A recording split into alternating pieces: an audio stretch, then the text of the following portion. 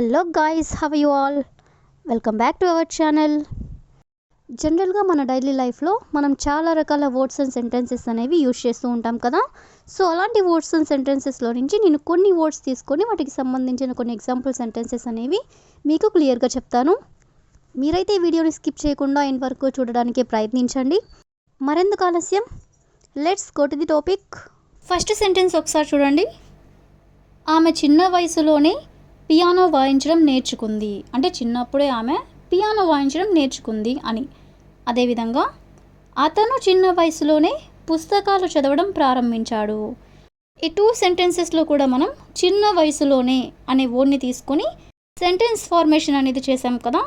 So ఈ వర్డ్కి సంబంధించిన మరికొన్ని ఎగ్జాంపుల్ సెంటెన్సెస్ అనేవి చూద్దాం. సో ఫస్ట్ సెంటెన్స్, అతను చిన్న వయసులోనే సైన్స్ పట్ల ఆసక్తి పెంచుకున్నాడు. అతను చిన్న వయసులోనే సైన్స్ పట్ల ఆసక్తి పెంచుకున్నాడు అని చెప్పాలనుకున్నప్పుడు he became interested in science at a young age. అంటే అతను చిన్న వయసులోనే సైన్స్ పట్ల ఆసక్తి పెంచుకున్నాడు అని. అదేవిధంగా అతను చిన్న వయసులోనే ప్రతిభను చూపించాడు అనేదాన్ని he showed talent at a young age.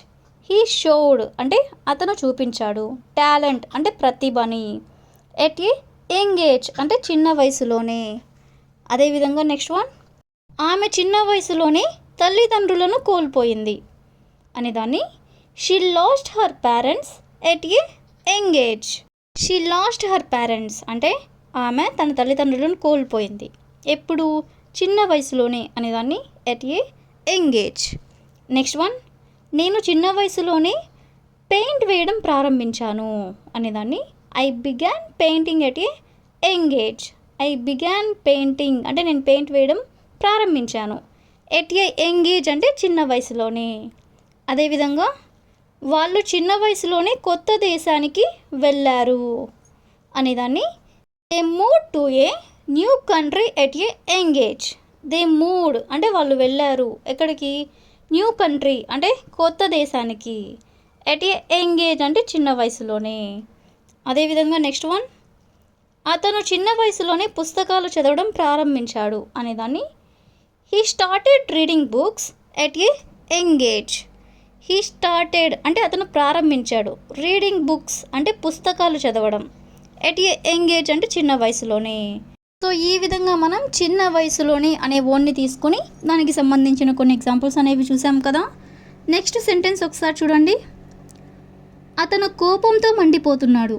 అదేవిధంగా వాళ్ళు భయంతో వణుకుతున్నారు. ఇలాంటి సెంటెన్సెస్ని మనం ఎలా చెప్పాలో కొన్ని ఎగ్జాంపుల్ సెంటెన్సెస్ ద్వారా తెలుసుకుందాం. సో ఫస్ట్ వన్, అతను ఆనందంతో నవ్వుతున్నాడు. అంటే అతను ఆనందం ఎక్కువై నవ్వుతున్నాడు అని చెప్పాలనుకున్నప్పుడు he is grinning with delight. He is grinning with delight అంటే అతను ఆనందంతో నవ్వుతున్నాడు. అదేవిధంగా నెక్స్ట్ వన్, ఆమె గర్వంతో మెరుస్తుంది. అంటే గర్వంతో ఆమె ముఖం మెరుస్తుంది అని చెప్పాలనుకున్నప్పుడు she is glowing with pride అంటే ఆమె గర్వంతో మెరుస్తుంది అని. అదేవిధంగా అతను ఉత్సాహంతో వణుకుతున్నాడు. అతను ఉత్సాహంతో వణుకుతున్నాడు అని చెప్పాలనుకున్నప్పుడు he is trembling with excitement. He is trembling అంటే అతను వణుకుతున్నాడు, విత్ ఎగ్జైట్మెంట్ అంటే ఉత్సాహంతో. అదేవిధంగా నెక్స్ట్ వన్, ఆమె ఆనందంతో ఏడుస్తుంది అని చెప్పాలనుకున్నప్పుడు she is crying with happiness. She is crying అంటే ఆమె ఏడుస్తుంది, విత్ హ్యాపీనెస్ అంటే ఆనందంతో. అదేవిధంగా నెక్స్ట్ వన్, నేను ఆనందంతో ఉప్పొంగిపోతున్నాను అనేదాన్ని I am bursting with Joy. I am bursting with Joy అంటే నేను ఆనందంతో ఉప్పొంగిపోతున్నాను. అదేవిధంగా నెక్స్ట్ వన్, వాళ్ళు భయంతో వణుకుతున్నారు. వాళ్ళు భయంతో వణుకుతున్నారు అనేదాన్ని they are shaking with fear. They are shaking అంటే వాళ్ళు వణుకుతున్నారు, విత్ ఫియర్ అంటే భయంతో. అదేవిధంగా లాస్ట్ వన్, అతను కోపంతో మండిపోతున్నాడు అనేదాన్ని he is boiling with rage. He is boiling with rage అంటే అతను కోపంతో మండిపోతున్నాడు అని. సో ఈ విధంగా మనం కొన్ని ఎగ్జాంపుల్స్ అనేవి చూసాం కదా. నెక్స్ట్ సెంటెన్స్ ఒకసారి చూడండి. అతను ప్రశ్నకు ఇబ్బందిగా సమాధానం చెప్పాడు. అదేవిధంగా ఆమె అతనిని ఇబ్బందిగా కౌగిలించుకుంది. అంటే ఈ 2 సెంటెన్సెస్లో కూడా మనం ఇబ్బందిగా అనే వర్డ్ని అయితే తీసుకున్నాం కదా. సో ఈ వర్డ్కి సంబంధించిన మరికొన్ని ఎగ్జాంపుల్ సెంటెన్సెస్ అనేవి చూద్దాం. సో ఫస్ట్ వన్, అతను చిన్న కుర్చీలో ఇబ్బందిగా కూర్చున్నాడు. అతను చిన్న కుర్చీలో ఇబ్బందిగా కూర్చున్నాడు అనే దాన్ని he sat awkwardly in the tiny chair. He sat అంటే అతను కూర్చున్నాడు, ఆక్వర్డ్లీ అంటే ఇబ్బందిగా, ఇన్ ది టైనీ చైర్ అంటే చిన్న కుర్చీలో. అదేవిధంగా ఆమె మాట్లాడే ముందు ఇబ్బందిగా ఆగిపోయింది. అంటే ఆమె మాట్లాడుతూ ఉన్నప్పుడు ఇబ్బందిగా ఆగిపోయింది అని చెప్పాలనుకున్నప్పుడు she paused awkwardly before speaking. She paused awkwardly before speaking అంటే ఆమె మాట్లాడే ముందు ఇబ్బందిగా ఆగిపోయింది అని. అదేవిధంగా నెక్స్ట్ వన్, అతను మైక్రోఫోన్ని ఇబ్బందిగా పట్టుకున్నాడు. అతను మైక్రోఫోన్ని ఇబ్బందిగా పట్టుకున్నాడు అనేదాన్ని he held the microphone awkwardly. He held the microphone అంటే అతను మైక్రోఫోన్ని పట్టుకున్నాడు, ఆక్వర్డ్లీ అంటే ఇబ్బందిగా. అదేవిధంగా ఆమె అతనిని ఇబ్బందిగా కౌగిలించుకుంది. దీన్ని మనం ఎగ్జాంపుల్ సెంటెన్స్గా చెప్పుకున్నాం కదా. సో దీన్ని ఇంగ్లీష్లో she hugged him awkwardly. She hugged him అంటే ఆమె అతనిని హగ్ చేసుకునింది అంటే కౌగిలించుకుంది, ఆక్వర్డ్లీ అంటే ఇబ్బందిగా. అదేవిధంగా నెక్స్ట్ వన్, అతను ప్రశ్నకు ఇబ్బందిగా సమాధానం చెప్పాడు.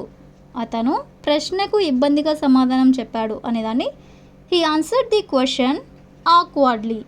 హీ ఆన్సర్డ్ ది క్వశ్చన్ అంటే అతను క్వశ్చన్కి సమాధానం ఇచ్చాడు, ఎలాగా, ఇబ్బందిగా అనేదాన్ని ఆక్వర్డ్లీ. అదేవిధంగా నెక్స్ట్ వన్, వాళ్ళు ఒకరినొకరు ఇబ్బందిగా ఊపారు. ఊపారు దీని ఇంగ్లీష్లో they waved awkwardly at each other. They waved అంటే వాళ్ళు ఊపారు, ఆక్వర్డ్లీ అంటే ఇబ్బందిగా, ఎట్ ఈచ్ అదర్ అంటే ఒకరికొకరు. ది లాస్ట్ వన్, ఆమె మూలలో ఇబ్బందిగా నిలబడింది. ఆమె మూలలో ఇబ్బందిగా నిలబడింది అని చెప్పాలనుకున్నప్పుడు she stood awkwardly at the corner. At the corner అంటే మూలలో. షీ స్టూడ్ అంటే ఆమె నిలబడింది, ఆక్వర్డ్లీ అంటే ఇబ్బందిగా.